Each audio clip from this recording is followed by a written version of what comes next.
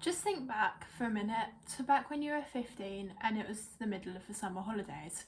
I know for quite a few people that will be quite a long time ago, including for me now, which is sad. But anyway, just pretend. So, okay, you go out with friends, you enjoy yourself, you go around town, you go to the park or whatever, and none of you have much money, but it's fine because back then you didn't need to spend a load on clothes or a load on drinks or a load to, I don't know, go into a club or go wherever to have a good time. No, you could just simply hang around and enjoy yourself. And no, this video is not going to be about kind of needing money to have a good time. It's not that. But that was just life back then, and it was kind of nice. Although at the same time, you wouldn't always be outside. You would spend quite a bit of time indoors as well, and probably spent a good deal of time in your room, being a bit bored and being like, what the hell do I do? However, you also probably watched quite a bit of TV, and chances are you might have had Netflix, or at least you would have heard of Netflix. And the reason why Netflix was so popular was because there was just such a big choice of what to watch on there.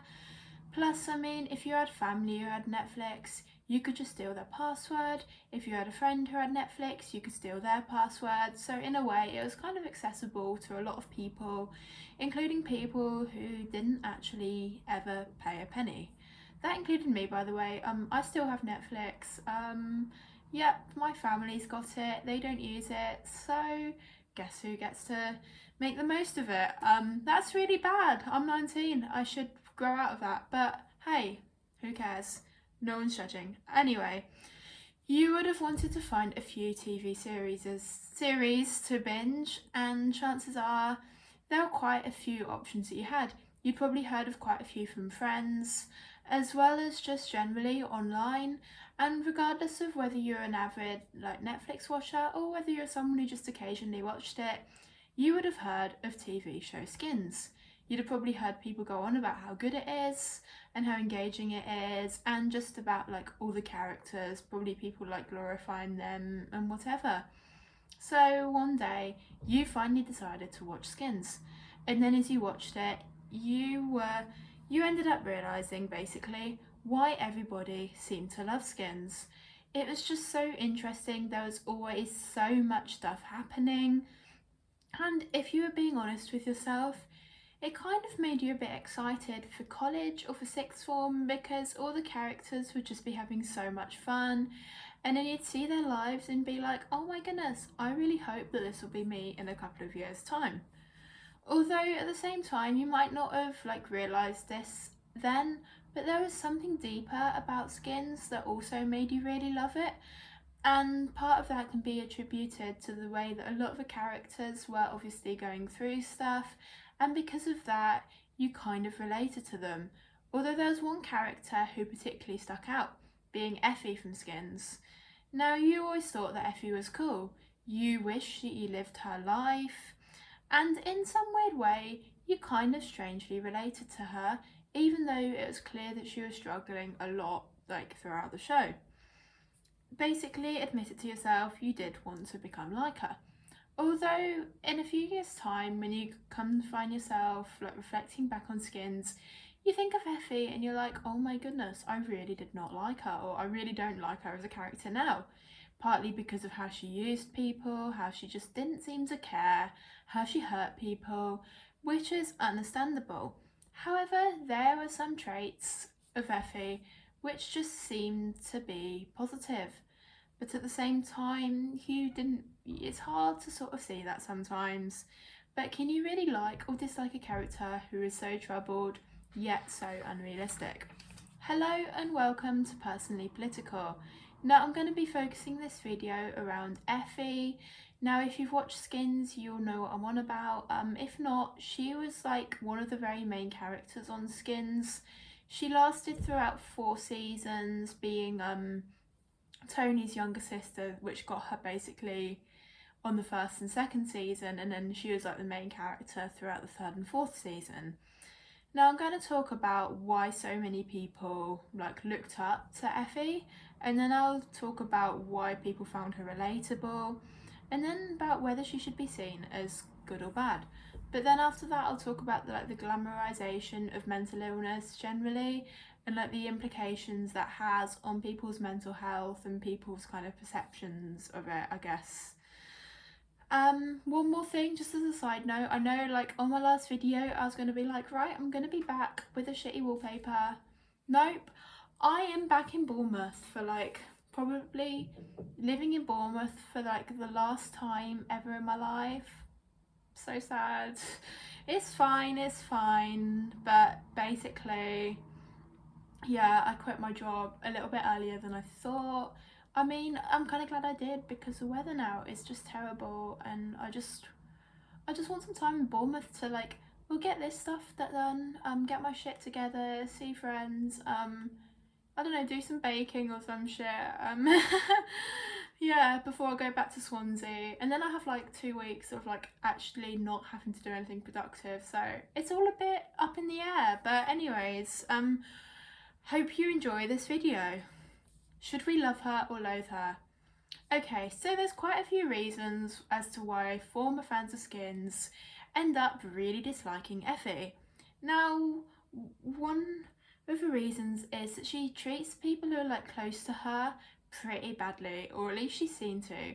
For instance, she's seen to like treat her friend Panda not very well in quite a few of the episodes. As an example, in one episode, Panda has this like pajama party. Now it might seem a bit weird, like a 16-year-old being like, I'm having a pajama party, and then obviously it's Panda's mum who's helping like Panda host this party, and Panda's mum wants no alcohol, no drugs, not even any boys at the party, which I mean, if that's what she wants, then yeah, I mean, I'd agree to the no drugs thing. In fact, if I was a mother, I don't think I'd want a bunch of 16-year-olds to be drunk around me. I'd be a bit frightened of them. Anyway, Panda gets really excited because they're gonna have different games like Twister and all that sort of thing, and they're gonna like wear pajamas and bake brownies, and it's all very innocent, and it's the sort of thing that I'd kind of cringe at 16. I'd be like, what the hell? But it actually sounds kind of fun. Anyway, basically, when Effy shows up, Effy is made well aware by Panda's mum that Panda's mum dislikes drugs, she dislikes alcohol, blah blah blah. But then what she does is when they're making brownies, which is meant to be something really innocent, Effy, of course, spikes the brownies. This sends Panda's mum basically really loopy, and Panda, unsurprisingly, gets quite upset about that because she wouldn't have seen a mum loopy before, so sorry I'm using the word loopy, but anyway, she wouldn't have seen a mum like in that state before, so she would be quite upset that someone's basically done that to her mum, which I can understand. This way, people could say that Effy was being very selfish because Panda was simply looking forward to an innocent party. Yet, of course, Effy has to ruin that and make Panda upset and put Panda's mum in a situation that she really would not want to be in, which is very disrespectful toward Panda's mum because she hosted the party, and toward Panda because Effy's friends with her. Nonetheless, it can also be seen that Panda was quite selfish as well in ways. For instance, before the party, Effy was quite upset because like her parents were splitting up. So then basically Panda tries to go after Effy and tries to comfort her. Although Effy does talk about like some of what she's feeling, although she doesn't really go much into it. And then Panda basically says to Effy that the parents don't mean to mess Effy up. Like, you know, I guess the implication is that obviously Effy's parents have messed up big time, but at the same time they don't really want to be doing that, I guess. So in that case, yeah, it's kind of clear that Panda cares about Effy, but she doesn't really like understand her. Nonetheless, it doesn't take long for Panda to begin banging on about her pajama party when Effy probably just wants Panda to comfort her for a bit longer, or to listen to her, or just to give her some space and not bang on about the party because it's the wrong time. but obviously Panda can be quite childish and quite selfish.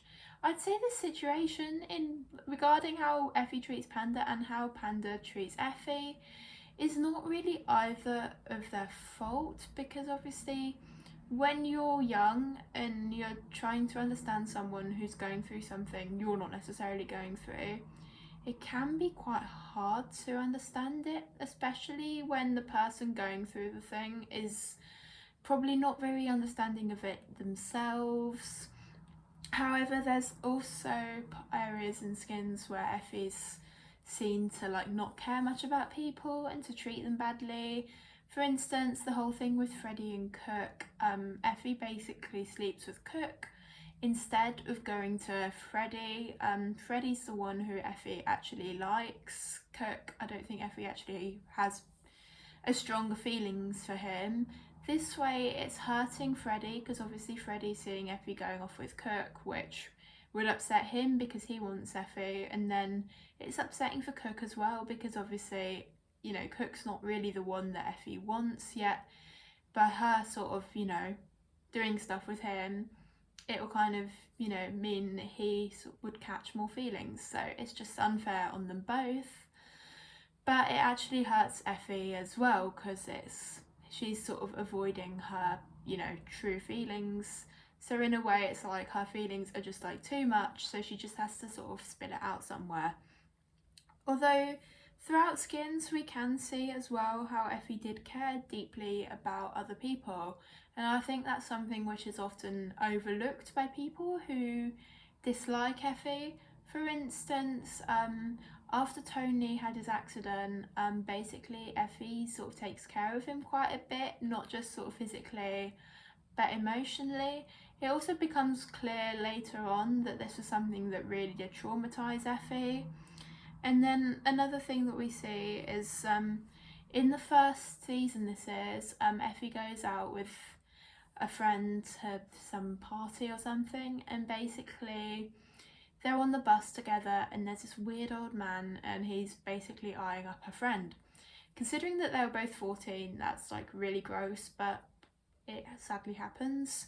But what Effy does is she sort of starts glaring at this man to kind of distract him from her, so then he ends up looking at Effy instead, which at the end of the day she's doing that to protect her friend, which shows that she does care and she will do stuff to protect other people. Another thing which we can see is that when she finally decided that she will accept to herself that she likes Freddie, her mental health really declines. She basically goes into quite like a very, very, very bad depressive episode. I mean, I don't understand all of Effy's mental health problems, to be honest. I don't think most viewers do. But it's clear that she's very mentally unwell. She does attempt suicide as well. So in this way, it can kind of suggest to us that like the reason why Effy avoids her feelings and hurts many people while she's doing that is to protect herself, because otherwise if she confronts all of her feelings, it's just too much for her. I think that that's something that a lot of people don't really understand, and to be honest, before I kind of read into this, before making this video, I did not really think about it like that. So then in this respect, we can see that Effy was actually someone who did feel things, probably more so than most characters, but instead of dealing with that, like, you know, by acting out or whatever, she tended to cut off her feelings, and then she would end up acting out actually, but she'd hurt other people, and whether she was aware of that or not, it was kind of the way that she could cope. The glamorization of mental illness. Okay, so the main problem that I personally have with the character of Effy and with like Skins generally is that it has led to the glamorization of mental illness. I think part of this is because Effy's someone who always looks stunning yet effortless, yet at the same time she's like the life of a party, which kind of makes like the audience overlook the extent to which she's actually struggling, because instead they see her as someone who's so cool and she's having so much fun and she just doesn't seem to care, which therefore makes her struggles, which are actually really severe, seem less so, or seem something to be glamorized over rather than something that should be kind of taken in a, more depressing light, I guess. And as well as this, obviously Skins doesn't show a lot of her struggles to the audience either. For instance, we don't see her when she's kind of isolated in a room because she's too depressed to go anywhere. We don't see her suffering with really bad hangovers, so they're again in a room on her own, and then not being at college. And even like the drug problems that she's dealing with, because she's made to look like she's having so much fun, at least most of the time. The struggles which are filmed kind of would end up being overlooked by the audience as well. As well as this, it becomes clear later on that she is very mentally ill. And, obviously after she attempts suicide, she gets admitted to a psychiatric ward. But then there's quite limited insight into what's actually going on there. And the only thing we really see is that really evil doctor that she has, as well as when Panda comes to visit her and she sings that song and then she starts jumping around the grounds of the psychiatric ward on a, what's it called, space hopper, I think they are. That was so funny. I mean, I love Panda. I mean, I know loads of people really don't like her, but she's amazing. I'd be happy to have a friend like Panda, even though she can be a bit annoying. So there goes. Anyway, I think as a young adult watching Skins, it's quite obvious that she is someone who's struggling, and it's quite obvious to us that we wouldn't want to kind of live Effy's life. But to a teenager, you're still young, you're still quite naive, you don't necessarily think so much along those kind of lines, and instead, because you've got less of an insight into the kind of dangers of drugs and alcohol, you see it as more of something that's fun, and you therefore see Effy's lifestyle as being something that's fun rather than something that's deeply concerning and upsetting. Another bad way in which Skins portrays mental illness is by the character of Cassie.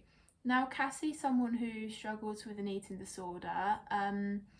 She is very skinny as well, and it's clear that the eating disorder she has, I mean, she might be bulimic as well, I'm not actually certain, but she was definitely anorexic, and we wouldn't see any sort of binges or anything, so she was like kind of that sort of typical portrayal of someone with an eating disorder who's underweight, white, skinny, I said underweight, I don't know, anyway, and who's basically restricting, whereas realistically, I think most people who have eating disorders are actually not clinically underweight, although obviously the stereotype is that someone who has an eating disorder is someone who barely eats and is underweight, which isn't always the case, because eating disorders can include periods of restriction followed by periods of binging. However, because Cassie does have that typical portrayal, and because she says some interesting things on Skins, like, I didn't eat for 3 days so I could be lovely, and like, she also teaches Sid how to not eat. I think because of that, the eating disorder definitely gets glamorized. Part of that is because eating disorders are very competitive anyway, therefore when someone sees this character like that, who is very skinny and like is typically anorexic, they'll kind of like sort of aspire to that. This way, a lot of Cassie's, quotes, images, etc. were spreaded around on Tumblr.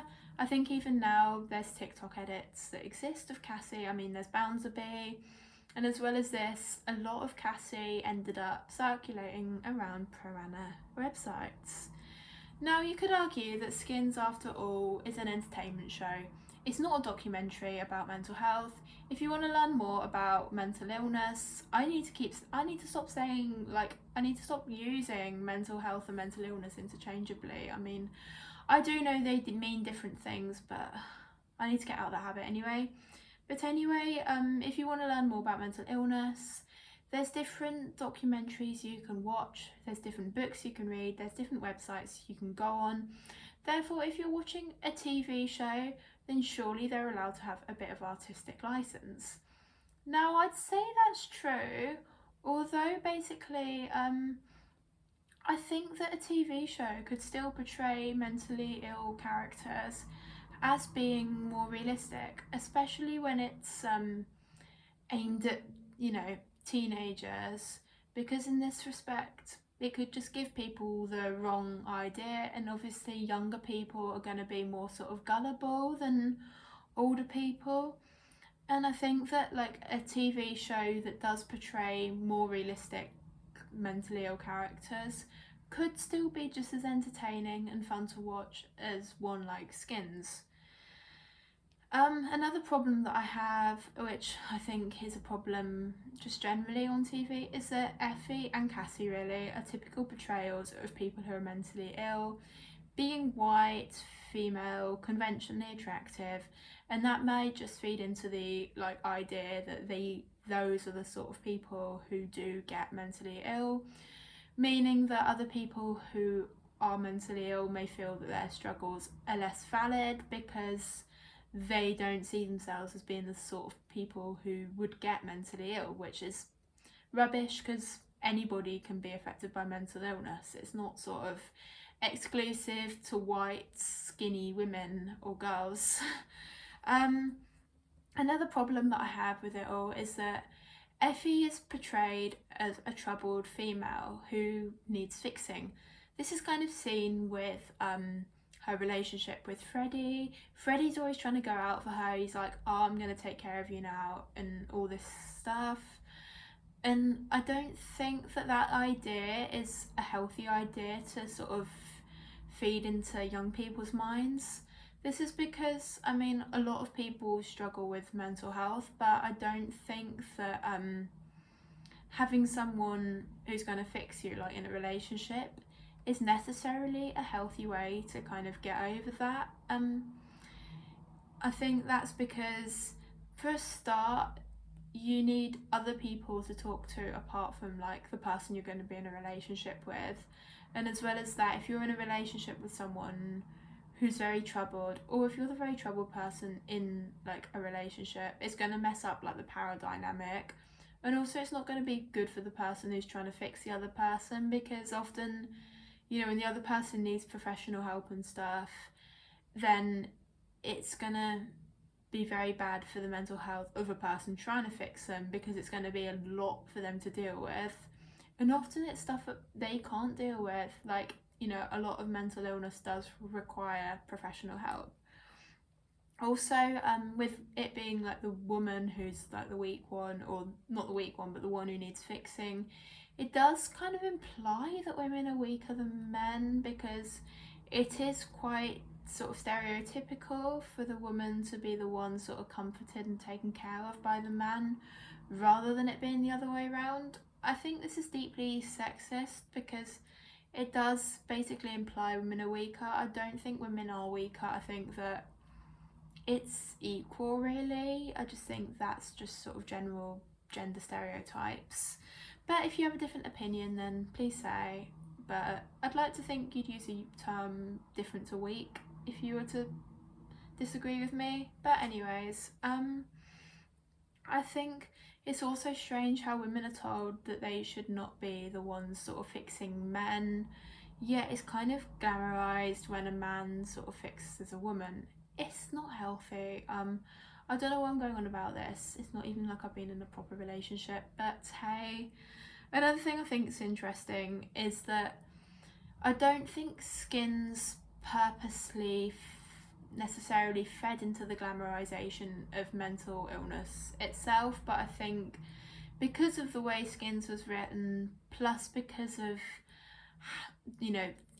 general stereotypes of mental illness before, it kind of did lead to this. For instance, a lot of the characters on Skins were also clearly struggling with mental health, but basically they weren't kind of viewed as being as mentally ill or seen as being as glamorous. And I think that's possibly because, you know, a lot of the characters were male, or, you know, they were coloured or whatever. So I think that's something that's kind of interesting to think about. And also, I know between Freddie and Effy, Freddie's dad was like telling Freddie that he shouldn't be trying to fix Effy because that will destroy him, because something similar happened to his dad. And I think that's interesting as well, because it kind of implies actually to the audience that it's not good to try and fix someone who's basically broken in regards to relationships. But again, I think that just gets overlooked because of existing norms. So that's just an interesting thing to think about. I'm not really sure. Also, Sid and Cassie had a different setup. Like Cassie, I think she wanted to be taken care of by Sid, but Sid wouldn't really have that.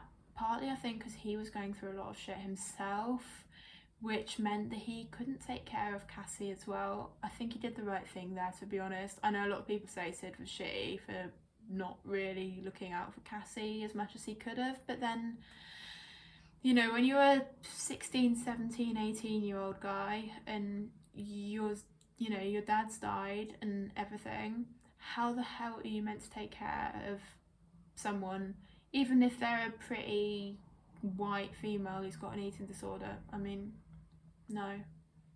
Sorry. Anyway, why do so many teenagers love Effy? I think part of the reason why a lot of teenagers liked Effy was because some of the struggles that Effy was going through were stuff that teenagers could relate to. Even if they weren't going through the same things as Effy, I imagine that there would be some parallels at least somewhere. Like there's bound to be, you know, so many viewers of Skins, so yeah. Another thing, I think that people saw Effy as someone desirable because she was cool and she just seemed careless. Moving on to being careless, I think a lot of young people who are going through stuff kind of care a lot and are deeply affected by it, but they don't want to care, or they at least don't want to be seen to care as much, because they wish that things didn't affect them that actually do. And with Effy, although she felt things really deeply, on the surface, it often seemed like she really didn't care, like she just rolled the eyes or just glance, or, you know, even in the first and second season, she didn't even speak. Yet, you know, we kind of find out that she was deeply affected by a lot. In contrast, a lot of the other characters on Skins who were struggling with stuff did appear a lot more affected by it on the surface, like they tend to lash out and stuff. Therefore, a lot of teenagers just kind of wish that they could be seen not to care. I think it's like a teenage angst thing as well, partly, not completely, but anyways. As well as that, Effy just had a really cool sense of style, I think. Like, it was funny because when I watched Skins, I never actually wanted to dress like Effy, but you can still appreciate her style. And I mean, loads of edits of her styles and that were posted around Tumblr at the time, and now, of course, on TikTok.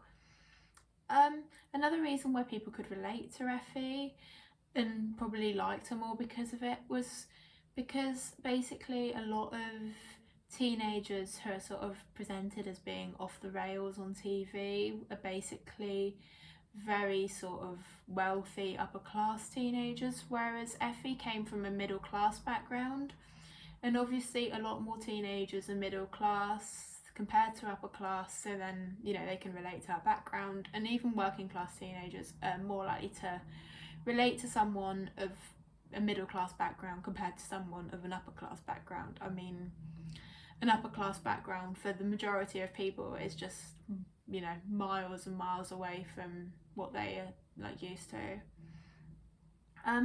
Another interesting thing I think about Effy is that I think her character becomes more desirable because although she's obviously very mentally ill, she's also quite confident, at least in some respects. I think it's fair to say that she's probably confident in her looks. She said things like, "Everyone loves me," and it's not surprising. She is very pretty, and like, the guys know that, And as well as that, she's confident within her thoughts.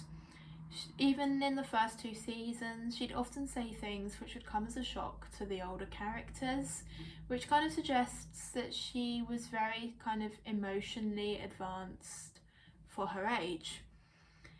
She, of course, had the right to be confident because she was very intelligent, although I think that a lot of people who are mentally ill, they struggle with confidence, yet they're able to sort of think things, yet they often struggle to articulate them. Yet Effie was quite confident in articulating what she thought, therefore a lot of teenagers who are mentally ill and don't have a confidence to like articulate like that kind of wish that they could.